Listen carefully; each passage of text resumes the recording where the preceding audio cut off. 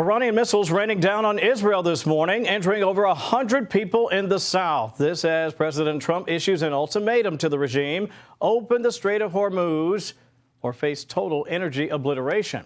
And with that, we welcome you to the latest edition of Fox News Live. I'm Kevin Cork in Washington. We've got Fox team coverage coming your way in just moments. Danamarie McNicholl is near Mar-a-Lago in Florida, where, of course, the president is spending the weekend. But we begin with Chief Foreign Correspondent Trey Yingst in Tel Aviv. Trey had a chance to speak exclusively with the Prime Minister of Israel, Benjamin Netanyahu. Trey, good day.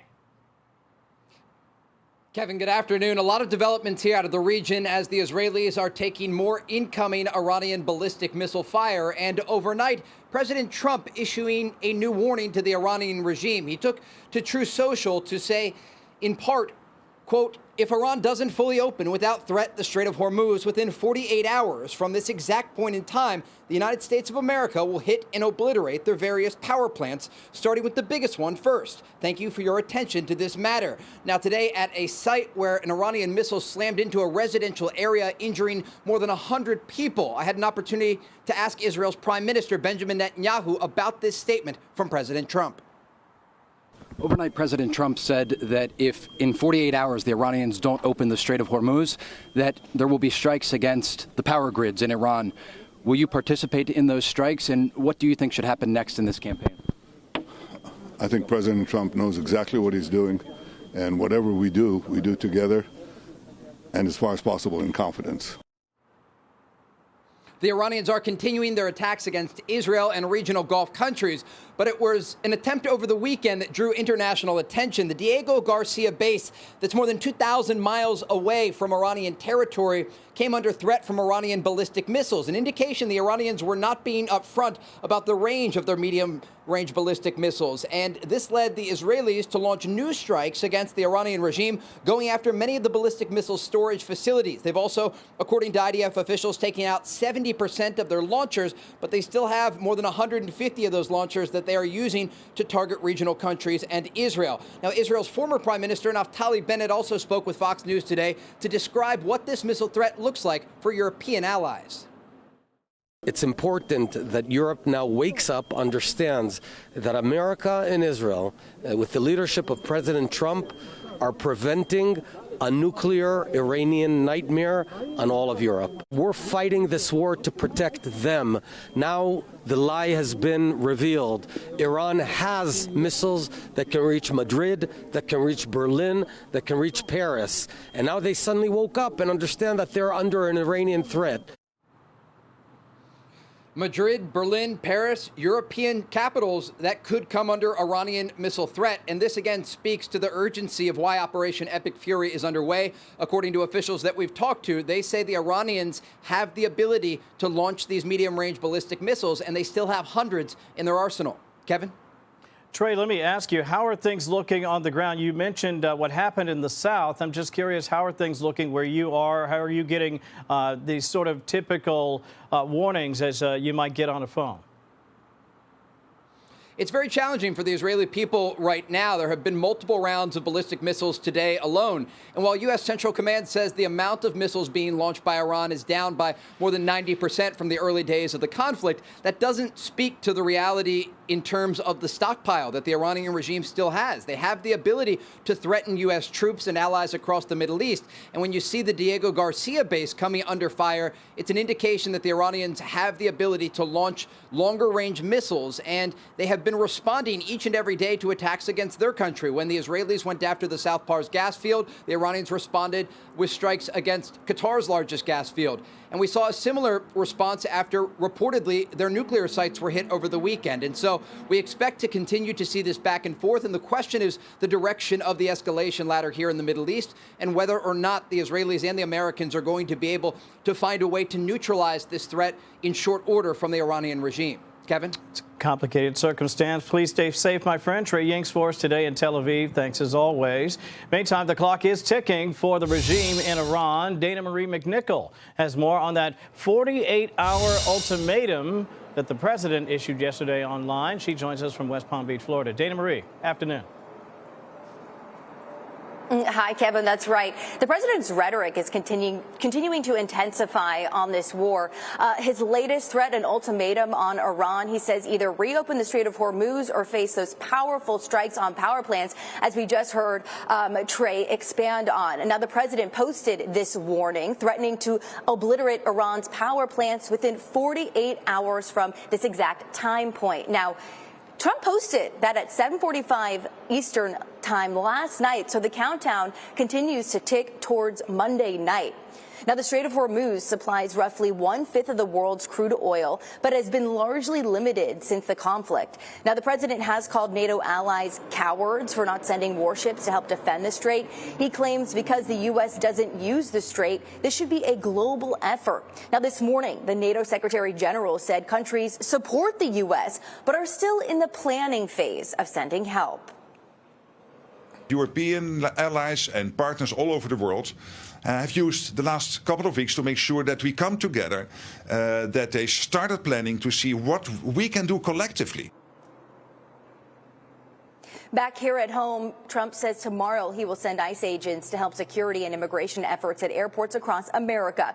He's slamming Democrats for the ongoing partial government shutdown as it enters its 5th week. Now, the president says Tom Homan is in charge of the operation.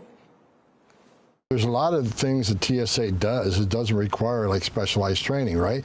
Like you have exit lanes where people leave the airport. Now people try to enter those exit lanes. That's a security breach. Well, an ICE agent can maintain those exits, and that allows a TSA officer to go back to screening to move people through quicker. Now, another way you might see ICE agents at airports starting tomorrow, Tom Homan said they can also check identification before people enters the screening area. So, of course, all eyes will be on the airport tomorrow, Kevin. Oh, boy, here we go. Should make for a very interesting travel day. People have been calling it a flight mare. We'll see how things improve or don't. Danamarie, thank you as always for the very latest on the airport situation. Right now, the war, of course, is really clearly top of mind, not just here in Washington, but all over the globe. And with that, we want to welcome Israeli Ambassador to the UN, Danny Danon, to the program. Danny, as always, it's a pleasure to have you with us. You know, I've been watching Trey in particular with great interest discuss the coordination and the cooperation between the U.S. and Israel. It seems like it's going according to plan. Is that your sense, even now several weeks into this conflict? Absolutely, Kevin. What we see is a joint effort of Israel and the U.S., and we are targeting many sites in Tehran, in Iran, and we are winning this war. It's important to say that. It's costly. It's not easy. We saw what happened in Israel in the last few hours, where Iranian missiles landed in neighborhoods, and unfortunately, we have casualties and a lot of things to repair there. But the bottom line is that we are winning this war. We are dismantling this war machine. It took them 47 years to build it, and within few weeks, we pushed them back, and we will continue to do that. And what we are seeing now, Kevin, that they are desperate. They are desperate. They attack neighboring countries.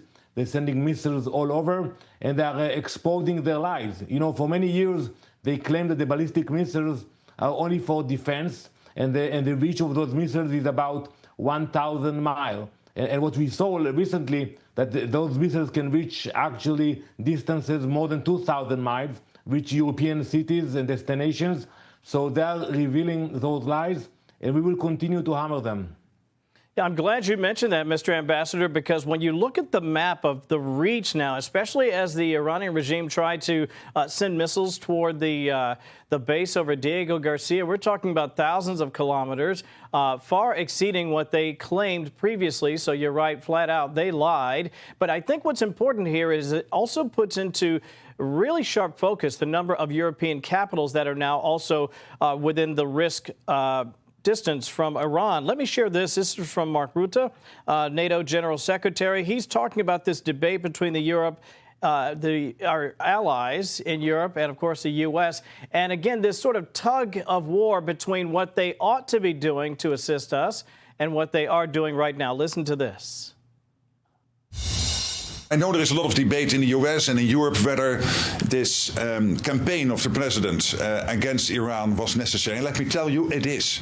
It is crucial that the president, that the US is doing this, to take out the nuclear capability and the ballistic missile capability, because this is posing a threat.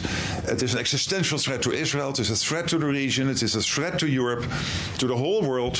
So it is really crucial that the US is doing this. And I hope that people understand that argument, even if they're doubting whether it was necessary or not.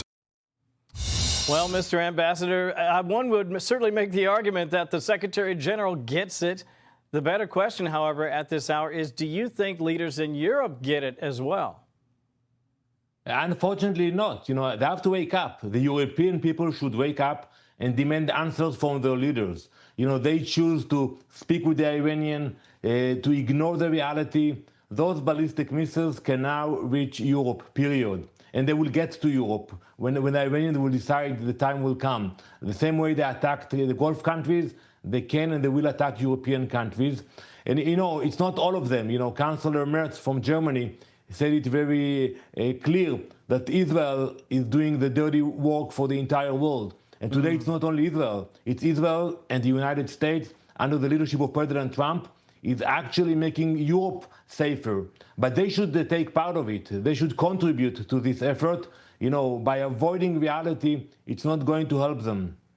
You know what? I'm glad you mentioned it, too, because we're talking about 47 years going all the way back to 1979. People act as if this is some sort of a new threat. We've been watching it play out in real time for decades. Let me share a little bit of sound here before we wrap up the segment. This is Ambassador Mike Waltz, of course, U.S. Ambassador to the UN. And everyone seemed to agree initially that, no, maybe Iran should not have nuclear weapons.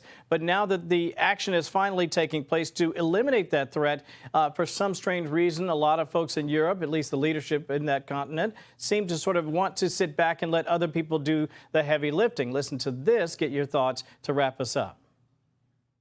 As a UN ambassador, I've cited to the Security Council the 2 decades of Security Council resolutions that countries have voted for around the world to ensure Iran doesn't have a nuke. But President Trump isn't just going to send strongly worded letters. When it became clear they were not negotiating in good faith, after he gave diplomacy a chance on multiple occasions, he's taking decisive action. He nailed it at the end there, Ambassador, taking decisive action. Wrap us up, 15 seconds or so. This is what has to happen to make for a safer world. Your thoughts? Ambassador Waltz is absolutely right. There was time for dialogue and diplomacy. It failed. Now it's time for action. And that's exactly what President Trump and Prime Minister Netanyahu are doing. They're taking action against the regime. And the European leaders, they should be ashamed for their silence, incompetence. They must know and do better than that.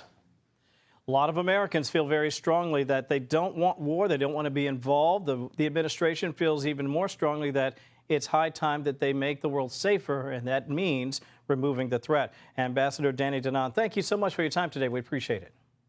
Thank you very much, Kevin. Be sure to like and subscribe for all the Fox News latest on YouTube and catch full shows streaming now on Fox One.